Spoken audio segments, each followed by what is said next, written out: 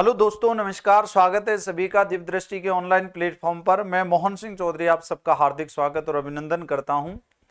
और जैसा कि आज मॉर्निंग में हमारा स्कूल व्याख्याता भर्ती का पेपर हुआ था और स्कूल व्याख्याता भर्ती का जो फर्स्ट पेपर हुआ तो यहां पर काफी सारे विद्यार्थियों के सवाल थे, काफी सारे विद्यार्थियों के यूट्यूब पर लगातार जो है कमेंट आ रहे थे, मैं देख रहा था। तो इसके बारे में हमको वीडियो बनानी है क्योंकि आप लोगों को ताकि अवेयर किया जा सके कि आपको अब किस लेवल का पढ़ना है। 2 से 4 दिन जिनके एग्जाम के बचे हुए हैं दोस्तों, कुछ सवाल मैं लेकर के आया हूं। सबसे पहले तो देखो, सवाल है कि भाई आरपीएससी के पैटर्न को समझें। अभी हालिया में आरपीएससी ने अपना जो है रवैया बिल्कुल बदल दिया है। तो आप लोग देखेंगे कि बहुत कठिन लेवल का आरपीएससी का परीक्षा पैटर्न बिल्कुल चेंज हो गया है। परीक्षा पैटर्न, क्योंकि आरपीएससी के अध्यक्ष ने भी ये बात क्लियर कर दी थी कि आपको ही तय करना है कि आपको यूपीएससी में जाना है कि आपको आरपीएससी में जाना है। तो अच्छे लेवल के सवाल यहां पर रख रहे हैं। ये इसका उदाहरण देखा जा सकता है। आप लोग देख सकते हैं आरएस मेंस में भी बहुत डीपली लेवल के सवाल, बहुत अच्छे लेवल के, बहुत हाई लेवल के सवाल पूछे गए थे। और जो संस्कृत डिपार्टमेंट का पेपर हुआ था, संस्कृत डिपार्टमेंट का सेकंड ग्रेड का जो पेपर हुआ उसमें बहुत डीपली सवाल पूछे गए थे। अभी स्कूल व्याख्याता भर्ती परीक्षा हुई है, इसका फर्स्ट पेपर है और फर्स्ट पेपर जो है वो मीडियम से हाई लेवल की ओर है, यानी कि हाई लेवल के सवाल इसमें पूछे गए हैं। खासतौर पर करंट अफेयर्स और जो है इतिहास के सवाल बहुत डीपली आए हैं। इसके अलावा गणित के सवाल भी डीपली हैं, साइंस के सवाल भी डीपली हैं। तो पहला तो ये कि आरपीएससी के पैटर्न को समझे और अपने डीपली पढ़े। 2 से 3 दिन की तैयारी, हालांकि आपके पास में थोड़ा सा समय है। पुराने पेपर्स को देखते हुए जो टॉपिक दिए हुए हैं उन टॉपिकों को थोड़ा सा अपने अच्छे स्तर से देख करके जाएं, उनके सवाल अच्छे स्तर से देख करके जाएं। खासतौर पर आज जो प्रश्न पत्र आया अपने सामने, आज जो प्रश्न अपने सामने आए उन प्रश्नों को गहराई से देखें और उनके इर्द गिर्द संबंधित चीजें जरूर आप लोग पढ़ें। दूसरा सवाल था कि भाई 40% नंबर, काफी सारे विद्यार्थी ऐसे हैं जिनमें से आज का पेपर देखते हुए बहुत से बच्चे ऐसे हैं, जिनमें से बहुत से साथी ऐसे हैं, बहुत से मेरे भाई ऐसे हैं जिनके 40% नंबर जो है नहीं जुड़ पा रहे हैं, 40% नंबर नहीं आ पा रहे। 40% से ऊपर जिनके नंबर आ रहे हैं वो बहुत अच्छी जो है स्थिति में, बहुत अच्छा है उनके लिए, बहुत गुड न्यूज वाली जो है बात है।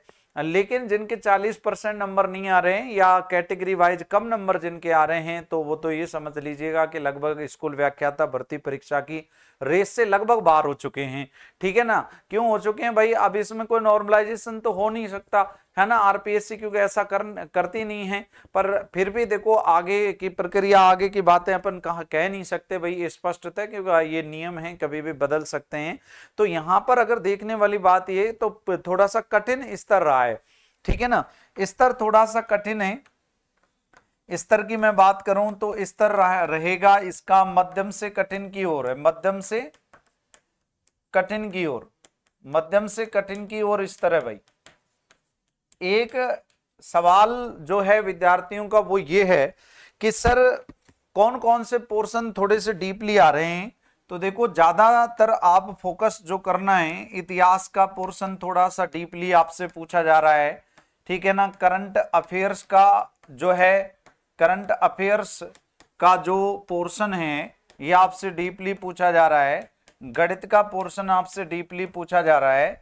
विज्ञान का पोर्शन आपसे डीपली पूछा जा रहा है। ये 3 से 4 ऐसे सब्जेक्ट हैं जहां से आज बहुत ज्यादा डीपली सवाल पूछे गए हैं।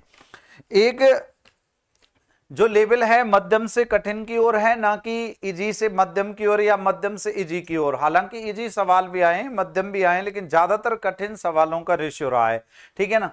शेप लगभग अगर स्थिति यह है कि जिनके 35 प्लस जो है क्वेश्चन, 35 प्लस क्वेश्चन की बात कर रहा हूं, हैं वो ठीक स्थिति में है, बहुत अच्छी स्थिति में। पर जिनके लगभग 45 या 50 अप्रोक्स क्वेश्चन हैं, हालांकि बहुत ही कम ऐसे विद्यार्थी होंगे जिनके 50 क्वेश्चन अप्रोक्स सही हैं, पर जो 45 या 50 क्वेश्चन या फिर 50 जो है 55 क्वेश्चन अगर जिनके ठीक हैं, अच्छे हैं, तो वो बहुत ही आगे हैं। वो बहुत अच्छा लेवल है उनका, बहुत अच्छा स्कोर है उनका। एक देखो सेफ स्कोर की मैं आपको बात बता रहा हूं। सेफ स्कोर का मतलब अगर अपन इसमें क्वालिफाई भी हो रहे हैं तो बहुत अच्छी बात है। ये डरने की या बिल्कुल घबराने की आपको आवश्यकता नहीं है। आप सेकंड पेपर की तैयारी करो और अच्छे से अंक लाने की उसमें कोशिश करना, ठीक है ना। ये तो आपका जो फर्स्ट पेपर है, अगर पासिंग मार्क इसमें आ रहा है तो बहुत अच्छा है, बहुत ही अच्छा है, मैं तो ये कहता हूं। एक कंपटीशन जो है आप देख रहे हो कि भाई कंपटीशन का स्तर बदल रहा है, कंपटीशन बढ़ रहा है, ठीक है ना, कंपटीशन बढ़ रहा है, कंपटीशन प्लस हो रहा है। तो आप लोग ये ध्यान रखें कि जैसे जैसे भीड़ बढ़ती जा रही है, कंपटीशन थोड़ा हार्ड होता जा रहा है, तो कंपटीशन के इस गणित को आप समझें, ठीक है ना। ऐसा नहीं कि अपने पेपर इजी आएगा आपने सोच लिया। तो अब जो विद्यार्थियों का पेपर है फर्स्ट पेपर, जिन विद्यार्थियों का भी है या जिन विद्यार्थियों का भी सेकंड पेपर होना है, वो बहुत अच्छे से तैयारी करें। अभी 2 से 3 दिन आपके पास में खूब सारा समय, अच्छे से करंट अफेयर्स को आप लोग पढ़ करके जाएं, अच्छे से इतिहास को आप पढ़ करके जाएं, क्योंकि पहले से ही आपको आगाह कर दिया है फर्स्ट पेपर ने, यानी कि पहले पेपर ने।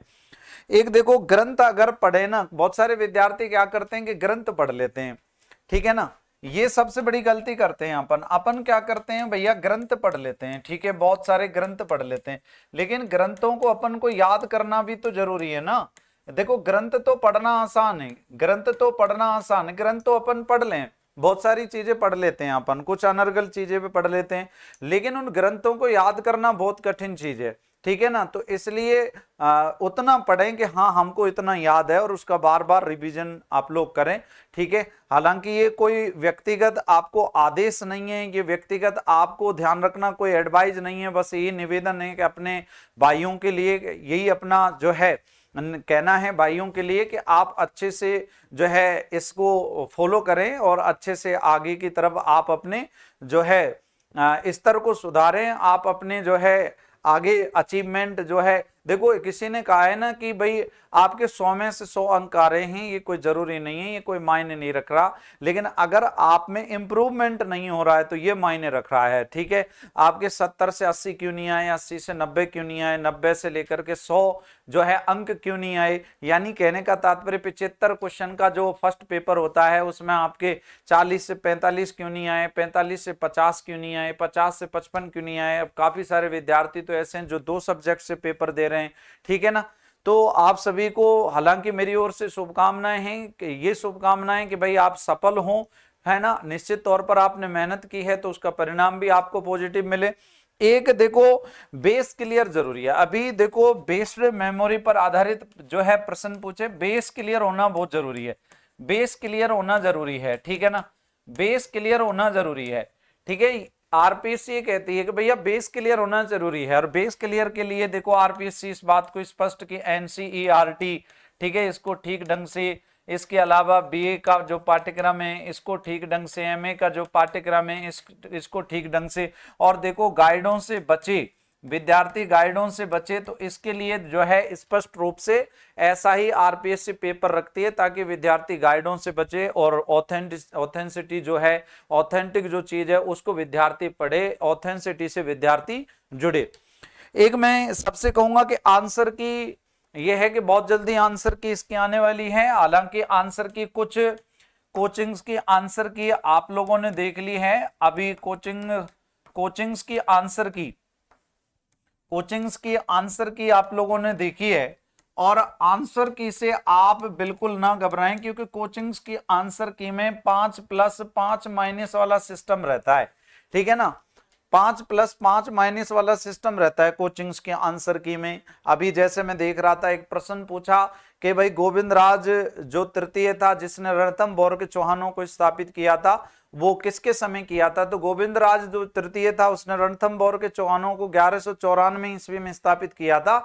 उस टाइम पर मोहम्मद गौरी का जो है शासन था। मोहम्मद गौरी जो है वो प्रभावशाली कह सकते हैं नेतृत्वशाली व्यक्ति था, जो भारत में जो है शासन कर रहा था, और गुलाम वंश जो है नहीं आया था उस समय, लेकिन ऑप्शन में कहीं भी मोहम्मद गौरी नहीं था, ठीक है ना। तो ऑप्शन के हिसाब से उसका आंसर रहेगा कुतुबुद्दीन ऐबक, क्योंकि मोहम्मद गौरी जो है वो कुतुबुद्दीन ऐबक को ही अपना प्रतिनिधि बना करके और वापस लौट गया था।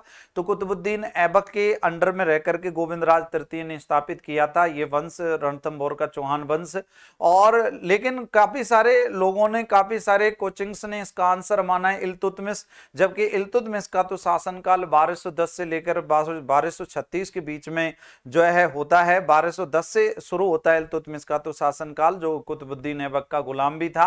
ठीक है, बलबन भी ऑप्शन में था, तो बलबन तो बहुत बाद की बात है। बलबन तो जो है 1265 से लेकर के और 1287 ईस्वी के बीच में शासक रहा था, तो वो तो बहुत लेट की बात है। तो देखो ऐसे इस प्रकार से तो आंसर की तो बहुत सारे कोचिंग्स वालों ने आंसर इसका इल्तुतमिश मान रखा था, लेकिन ऐसे में आपको घबराना नहीं है कि भाई कोचिंग्स वालों ने जो है इसका आंसर इल्तुतमिश माना है तो अपन इल्तुतमिश ही जो है उसमें सही कर लेंगे, भाई अपना तो गलत हो गया प्रश्न। तो आप इस प्रकार से घबराए नहीं, पॉजिटिव रहें, 5-5 को लेकर के चले। अगर आपके 2-3 क्वेश्चन कम हो रहे हैं तो देखना जब फाइनल आंसर की आएगी तो निश्चित तौर पर आपके अंक जो है बढ़ेंगे, निश्चित तौर पर आपके 3 से 4% सही होंगे। ऐसा बहुत ही रेयर केस में होता है कि आपके 3 से 4% गलत हो जाए, हो सकता है कि आपके 3 से 4% आपके सही हो जाए। तो पॉजिटिव रहें अभी तो, ठीक है ना।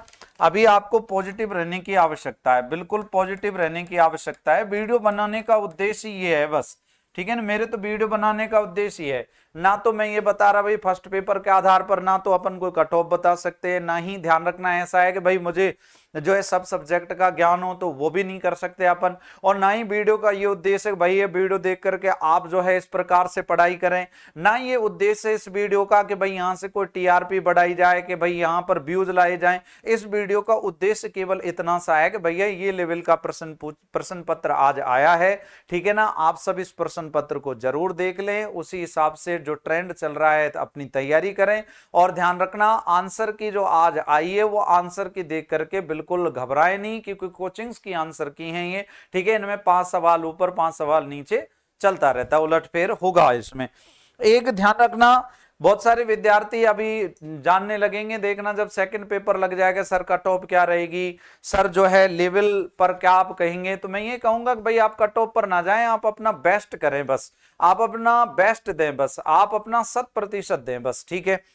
एक देखो सब्जेक्ट के बारे में, सब्जेक्ट के बारे में यही बोलूंगा, अगर सब्जेक्ट की बात आएगी तो सब्जेक्ट के बारे में मैं यही बोलूंगा भाई, सब्जेक्ट के बारे में मैं यही बोलूंगा कि आप अपने सब्जेक्ट को जो आपने स्ट्रॉन्ग कर रखा है, क्योंकि खुद की सब्जेक्ट विद्यार्थी की फर्स्ट ग्रेड में स्ट्रॉन्ग रहती है, आप सब साथी अपनी जो है सब्जेक्ट को सभी स्ट्रॉन्ग करके बैठे, तो सब्जेक्ट को और स्ट्रॉन्ग करने की आपको आवश्यकता है। अब इसके लिए आप क्या कर सकते हैं, इसके लिए आप प्रीवियस ईयर के पेपर देख सकते हैं, यूपीएससी के पेपर देख सकते हैं, ठीक है ना, आरपीएससी के पुराने पेपर्स देख सकते हैं। तो ये तो कम से कम आपको देखना ही देखना है, ठीक है, और उसके इर्द गिर्द भी चीजें देखनी है। एक देखो वरिष्ठ अध्यापक परीक्षा है, अभी आगे अपनी जो परीक्षा होगी वो सेकंड ग्रेड परीक्षा होगी, नेक्स्ट जो होगी वो सेकंड ग्रेड परीक्षा होगी भैया, सेकंड ग्रेड परीक्षा होगी। और सेकंड ग्रेड की बात करते हैं तो सेकंड ग्रेड परीक्षा जो है इसमें अपन को यही सबक मिलेगा कि भाई आरपीएससी का पैटर्न थोड़ा सा टाइट है। अब आरपीएससी थोड़े से हाई लेवल के क्वेश्चन पूछ रही है, ठीक है ना, आरपीएससी की तरफ से बहुत भाई साहब बाउंसर मारे जा रहे हैं। अब अपन को किस तरीके से खेलना है, अपन को जो है बॉल बाउंड्री तक पहुंचानी है या अपन को जो है उसको डिफेंस करके खेलना है, तो ये डिपेंड आप पर करता है। अभी आपके पास अच्छा खासा समय बचा हुआ है सेकंड ग्रेड को लेकर के, तो आप उसी हिसाब से अपनी तैयारी को जारी रख सकते हैं। एक देखो यूनिक सवालों पर ध्यान दें। अभी यूनिक सवाल का मतलब क्या होता है सर, यूनिक सवाल, यूनिक सवाल का मतलब होता है, एक तो देखो 2 तरीके के सवाल होते हैं, एक तो देखो बहुत ज्यादा सवाल रिपीट हो रहे हैं, ठीक है ना, एक तो बहुत ज्यादा सवाल रिपीट हो रहे हैं, एक ऐसे सवाल जो नए आए हैं, अभी नए सवाल आए हैं, ध्यान रखना। तो आप नए सवालों पर ध्यान देंगे, अच्छा यहां से भी प्रश्न बन रहा है और यहां से भी प्रश्न बन सकता है, और उसके इर्द गिर्द आप लोग जरूर पढ़े, तो यूनिक सवालों पर आप लोगों को जरूर ध्यान देना है। एक समय अब आ गया है, समय आ गया है आपको कुछ कर दिखाने का, ठीक है ना। तो आप अपने समय को सारा खेल समय का है, ठीक है। पेपर आप अटेम्प्ट कर रहे हैं तो आप घबराए नहीं कि यार अपने तो 40 ही % सही हुए हैं, लोगों के 50% सही हो गए होंगे, लोगों के 55% सही हो गए होंगे। भैया ये समय का गेम है, सारा का सारा जो समय पर सही जो है स्कोर बना देता है, जो समय पर सही जो है चौका छक्का मार देता है, समय पर जो है बॉल को सही तरीके से खेल लेता है, तो सीधी सी बात है वो हीरो बन जाता है। और जो समय की कदर नहीं कर पाता, जो समय के अनुकूल नहीं चल पाता, जो समय को ध्यान रखना, समय का की कह सकते हैं कदर नहीं कर पाता, तो सीधी सी बात है कि उसको हेलमेट के अंदर से भी जो है चोट पहुंच सकती है। चाहे उसने हेलमेट लगा रखा है फिर भी उसको चोट पहुंच सकती है। तो दोस्तों कुल मिला के आप पॉजिटिव रहें भाइयों, आपसे बस यही विनती है, आप पॉजिटिव रहें, अच्छा करें, बस बेस्ट करें। इस भाई की आपके लिए शुभकामनाएं हैं, ईश्वर से दुआ करता हूं कि आप लोगों को निश्चित तौर पर सफलता दिलाए। हालांकि देखो वैकेंसी बहुत कम है, वैकेंसी बढ़ने के अभी चांस है। गवर्नमेंट ने भी इसको स्पष्ट रूप से कहा है कि भाई 50% वैकेंसी बढ़ सकती है, 50% पद बढ़ सकते हैं, परंतु ध्यान रखना बढ़ सकते हैं, किंतु अपन स्पष्टता नहीं कह सकते कि हाँ भाई 50% पद बढ़ भी सकते हैं।